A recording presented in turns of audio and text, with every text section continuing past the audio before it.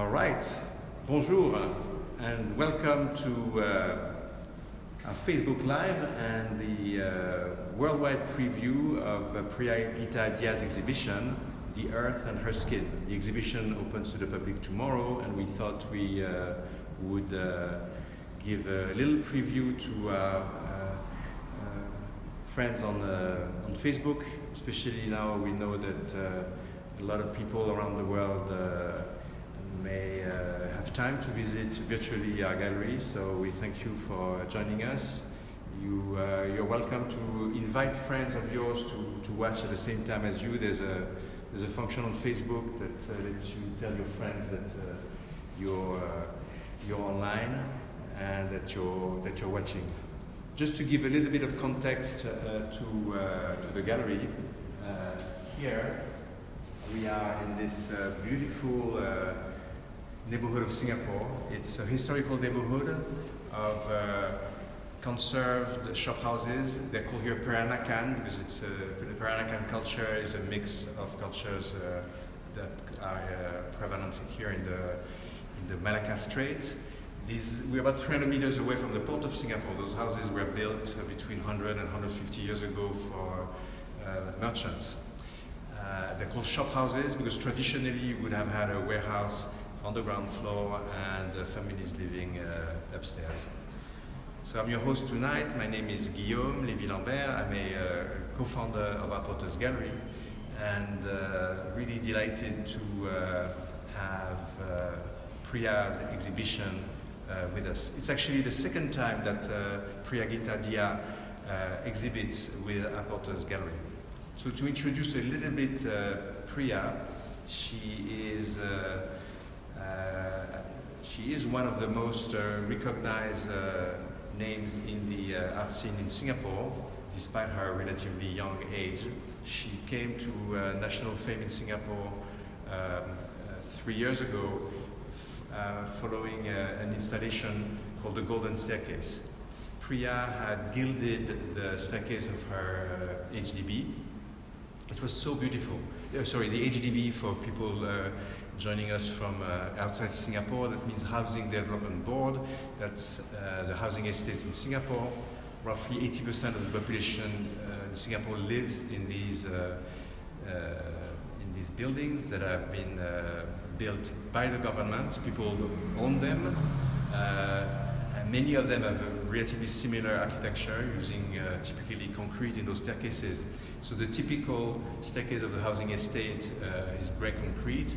Priya, who comes from a Singaporean family of Indian descent, where there's a strong tradition of using gold, had personally gilded with gold leaf the staircase of the HDB.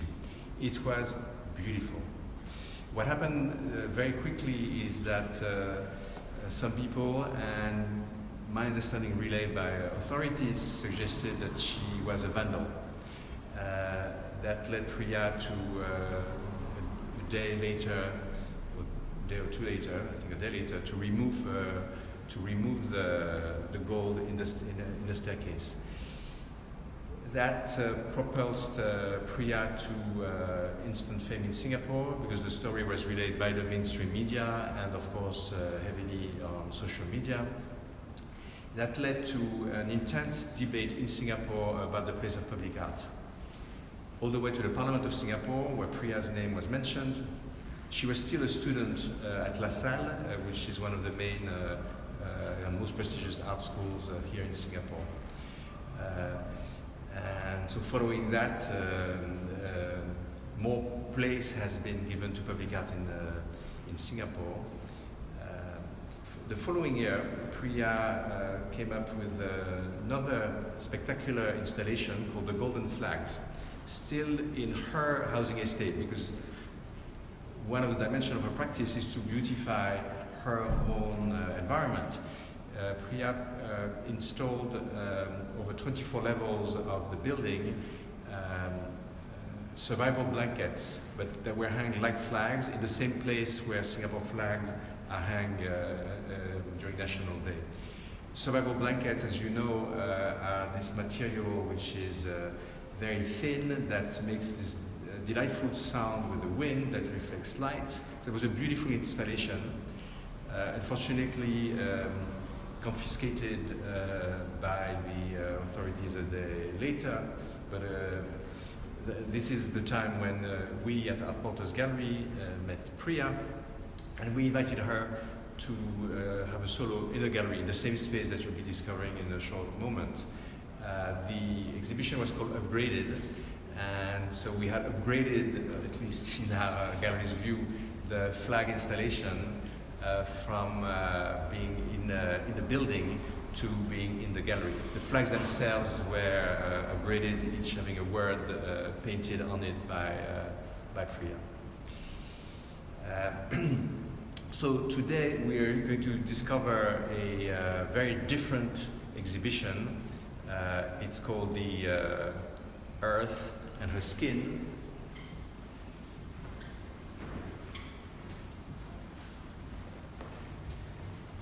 The Earth and Her Skin is a personal anthology of works presented by Priyageetha Dia, unearthing brownness through ritual, mysticism, and the grotesque.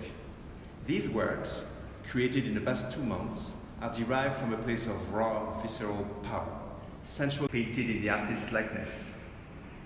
While her rage manifests like Medusa, she defiantly resists and seeks to be empowered.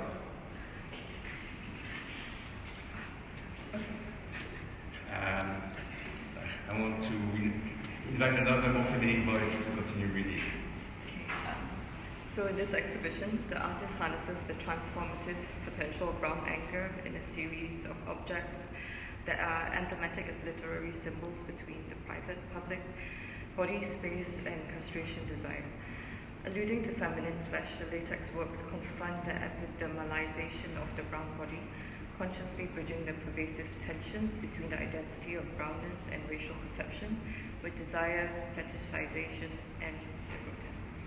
The exhibition is curated by Kimberly Shen. I'm delighted to introduce one of you to Kimberly. Kimberly, thank you for curating the exhibition, and thank you for being Dawson today. I'll do my best.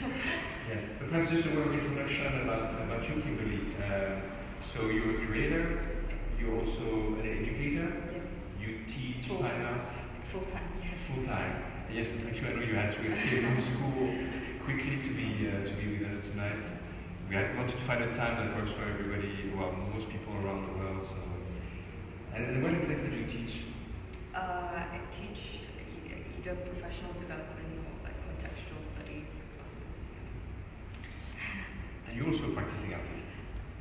More curatorial. Yeah. So, how did you meet Priya? Actually, it was through the Impact Awards last year. In 2019, we were awarded together with Chen Yin. Both her and Yin were awarded the Artist Award, and I was awarded the Curator Award. Yes. So for people out in Singapore, the Impact Art Awards is one of the most prestigious prizes here that Priyageetha Dia won last year, together with another artist, Yin Chen, whom we know and appreciate a lot as well. And Kimberly was the winning curator. And thanks to that, the three of you went to New York. On like an exchange research kind of program, yeah. So now it's good because we've been from being awarded at the same time, traveling together, to now working together. Yeah. Okay, maybe we'll talk about that experience later. And I want to thank some friends who are here with us in the gallery, whom I'll introduce a little bit later. So where do we start? I think the exhibition should be seen as a whole and not by object, because every individual piece is quite personal to the artist. They hold like very personal stories, experiences, very autobiographical in nature, also very symbolic. So I think one of the works that really is the point of departure for the exhibition is obviously the symbol Medusa. So this a kind of metaphor towards a kind of female fury. But what is it about fury and anger that can be transformed and harnessed into art? Yeah. So each item is really symbolic of the cultural identity as a local Indian, and how these objects are all, in a way, slightly grotesque, fetishized symbols of her identity.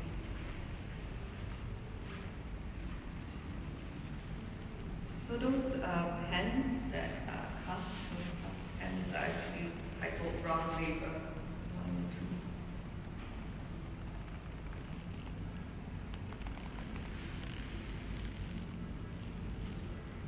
I understand that there are quite a few art history reference, like Medusa, Yes. This representation of Medusa. I think because the idea of Medusa is often that she's quite a complex character, and very often her story of how she was defeated is the one that we always hear most often, as opposed to the backstory where actually she was punished for something that wasn't entirely her fault as well. In fact, actually, if I'm not wrong, it was Poseidon who raped her in the temple of Athena, and because of that, Athena punished her, and therefore she became this monster with the power to transform whoever falls in her view into stone. So that idea of Medusa as this monstrous figure is more glorified than her backstory. So I think using this as a point of departure, that's really what we use to anchor the exhibition, and the kind of fury that the artist felt in creating these works in the last 2 months. So they're all very deeply personal to her as well. But I presume it's because it's a male and external inflection on Medusa. It's not something that she chose to portray herself as. It was the way that the men wanted to portray her, and in the background of what has happened today in India, where the four rapists have been. I thought that was so timely. Yes, there is even more of a resonance, I think, for the show, as well as the fact that the last big rape case that was made public, the perpetrator actually burnt the victim before because she made a fuss and she complained about rape. So I think in light of what's happening and happening today, it's very, very timely. Yeah, absolutely. So I mean, I really like that you brought up the idea of this male-centered narrative. I think that's something that herself, amongst many young artists, are also trying to counter against this kind of focus or very male-centered way of the world and how it functions, and that kind of framework how we navigate around. Yes, and so I think the feminine artist or the female artist is constantly working from a position of being defensive, having to eke her own identity out against various male artists as well as male curators and male critics in the world. So it's a difficult position. Do you think it's more difficult in Singapore or easier in Singapore? I don't think it gets any easier. But also I think like when we use the idea of the male term, it's largely in a very broad spectrum, as much as using female as also representing a kind of otherness. And then within that otherness, there's so many other layers. True, and there is also a Eurocentric gaze that is laid upon most colonial cultures as well.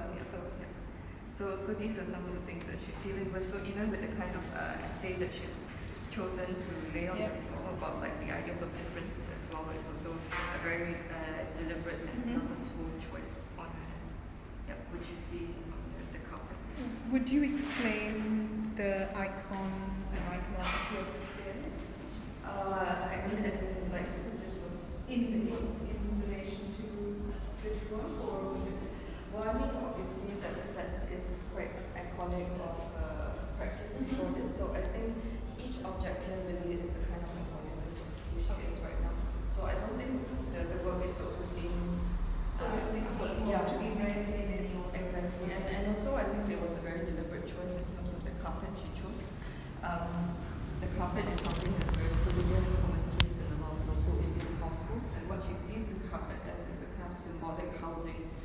of the different objects which are extensions of her. Also, if I'm not mistaken, it's an Usha design and used to be worn by young girls. That I maybe that's an added layer. One thing I can tell you about the carpet, we were working on a setup this afternoon. I mean, rather Priya was working on the setup with a gallery team, and we had the curtain, the blinds of the gallery down as we try to do during setup, but the door opened to get the air in, and a gentleman who lives in the neighborhood, whom we never seen in the gallery, came in, and we asked him where he lived. He lives nearby, and he was clearly. I discussed with Priya when he came in.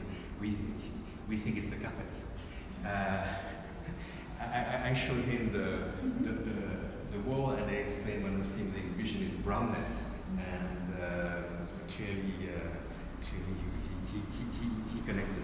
Well, maybe he has one of these at home. And then Priya said a few times that this is symbolic of home. Yes, it is a symbol, a kind of site of belonging, where her identity and all these different aspects of it can exist in a very fluid manner. Now, I don't know whether we give everybody a good overall view of the space of the exhibition.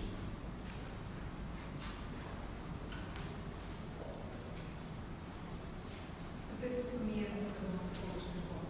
This is So it's supposed to symbolize like a cluster of place. So something quite fetishized, the objects that she's chosen to portray slightly phallic, with that soft sculpture in this as well, like very bulbous. So we need to increase the volume a little because. We could so just the- also closer to the phone. Okay, because I also read it as the organ in women which is most attacked by cancer. And so there's a sense of self-flagellation in that hairpiece, and then Yes. there's a veneration of the mammary glands, which are women are losing or choosing to have double mastectomies and mastectomies because of being attacked by cancer. So I found this work incredibly potent in that respect. What are the two books and how do they? They're not books actually. Oh, These catalogs? are they're prints actually of her work. So that one says, You can see the brown body as well. Okay. and that's of her earlier work that she did. And this Priya mentioned is a whip Yes, it's called a. it's called Maya. the Maya with. So the Maya is a vulgar term for hair and tongue. Right.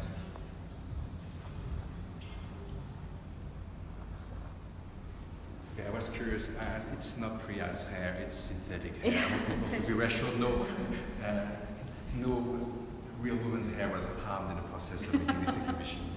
But also, it's interesting that the nails are in the same position that flowers are put in, where when young Tamil girls are getting married, so they are exactly in the same place. So they're sort of there's this tension kind of between appropriation as well, and the way she embellished each object. but also a tension between decoration, a way of making the girl beautiful, but also in some ways. This sense of self-flagellation that the book also kind of alludes to. And the nails as well, like, there's something very aggressive about that. Yeah. Penetrate. Yes, I guess. exactly.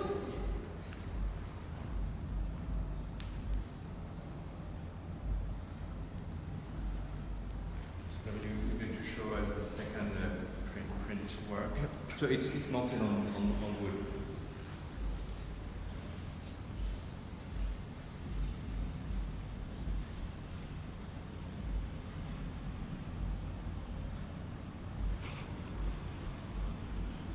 Did we get a chance to look at the walls? So it's the first time we have latex on the gallery's wall.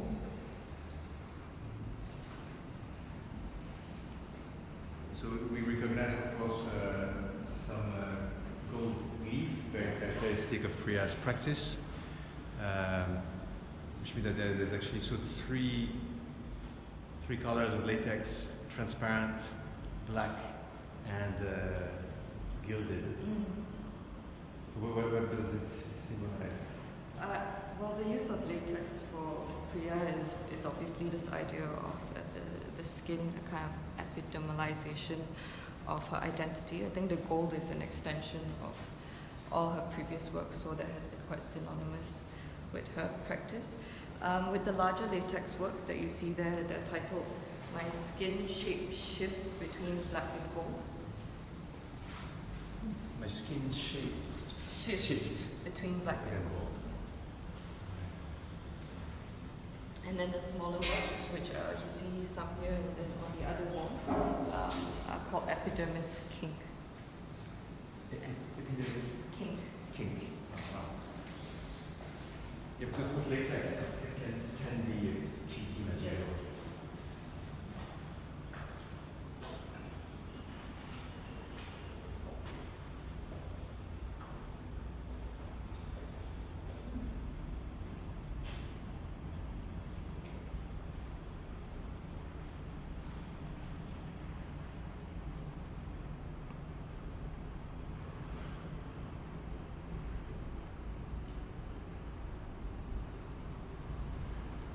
And the video was very informative.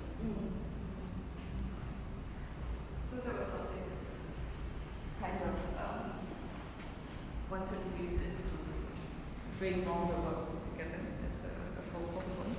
So this was a video that she did earlier on, and she decided to revisit it and represent it in this format for this show.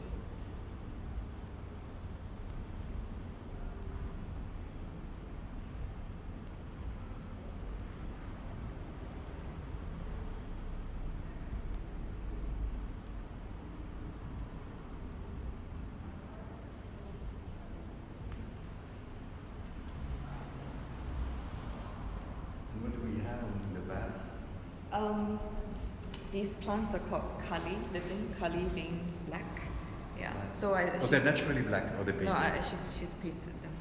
Right. And not just painted, they're bejeweled, no? Yes. So kali means black in Sanskrit.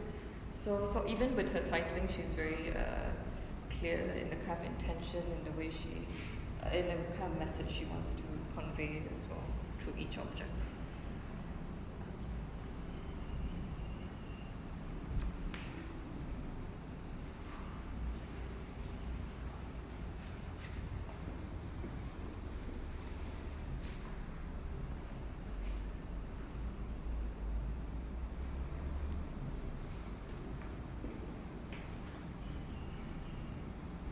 Of course, here we have a reference to the golden staircase, which I mentioned when introducing Priya. So it's interesting because on this particular installation, there's a lot of self-representation of the artist, certainly her hands, her face, and that staircase that's become very small.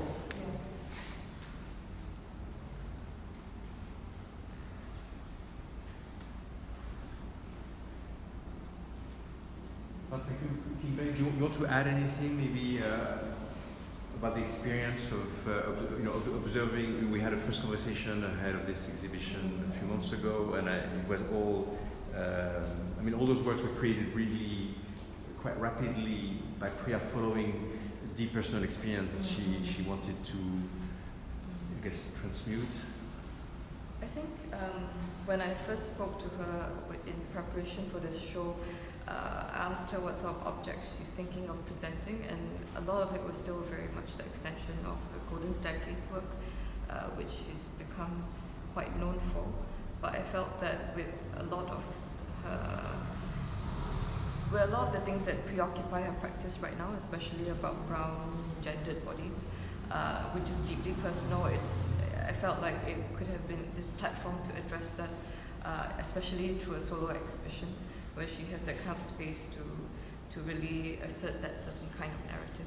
So we were really working towards that, even to the point where, down to the color of the wall of the gallery space was something that she picked up very specifically. It's this particular Pantone shade to each object. Yeah, I think it was a very fluid and collaborative experience. Thank you, Kimberly. Well, yes, it's the first time I actually painted the gallery wall, and the color was chosen by Priya. We feel also it works very well with the space because it talks to the natural to the bricks that we have at the top. Those bricks date from the construction of the shop house about 100 to 120 years ago. Did we speak about these works? No, not yet, but these snakes, they're called typical Indian snake, 1 and 2.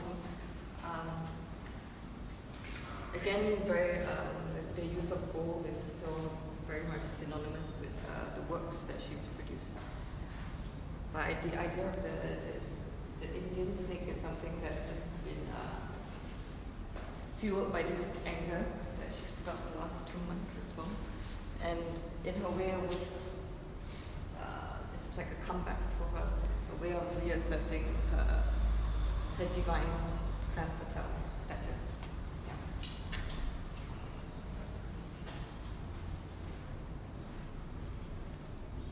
Kimberly, you've been a wonderful docent as well as curator.